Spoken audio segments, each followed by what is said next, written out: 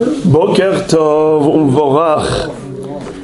Quelle bracha doit-on réciter pour le pain perdu? Qu'est-ce que c'est que le pain perdu?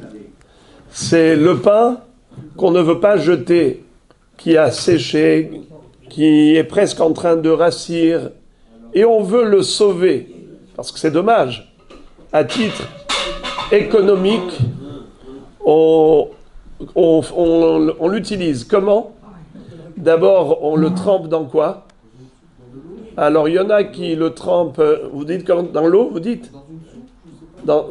Non, ils le mettent à frire. Le principe du pain perdu, c'est de le mettre à frire. Mais avant de le mettre à frire, il y en a qui préparent pour qu'il soit un peu plus élaboré. Il y en a qui le trempent dans le lait, et après ils le mettent à frire. Il y en a qui le trempent dans l'œuf, après ils le mettent à frire. Il y en a qui mettent rien du tout, ils le mettent à frire tout simplement. Hein? Et ensuite, ils mettent du sucre. Après, ils le mettent directement à frire dans le sucré? Dans le sirop? Ah, il devient maisonneuve peut-être. Bravo!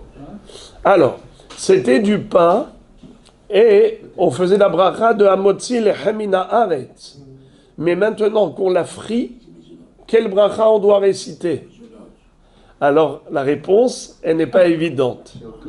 Ça dépend. Ça dépend. Si la taille du morceau que tu as frit, elle est au-delà de 27 grammes, ce qu'on appelle kazaït, comme le volume d'un œuf, dans ce cas-là, ça reste hamotzi. Mais si les morceaux étaient très petits, comme des croûtons, très petits, moins de 27 grammes, moins de kazaït, alors la bracha devient boré miné mezonot.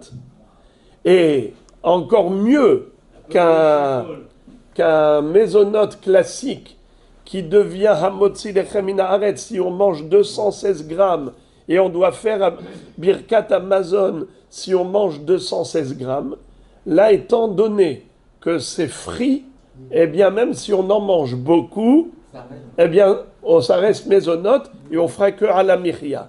Exactement comme pour les macaronis. Quelqu'un qui mange des spaghettis, quel bracha il fait au début? Boréminé mésonote. Mais s'il en mange beaucoup, 216 grammes, est-ce qu'il doit faire birkat Amazon comme pour quelqu'un qui mange du gâteau?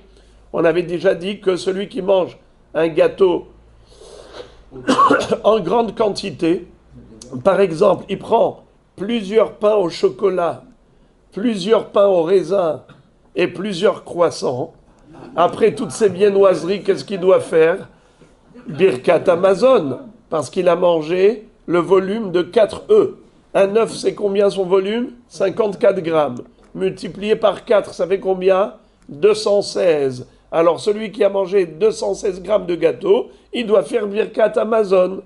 Mais pour le pain perdu, eh bien non. C'est comme des spaghettis.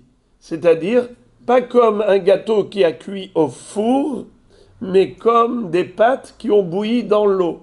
Puisque ça a frit dans l'huile, alors ça devient mésonote, et même s'il en mange beaucoup, ça reste à la mihya et à la kalkala, et pas birkat Amazon.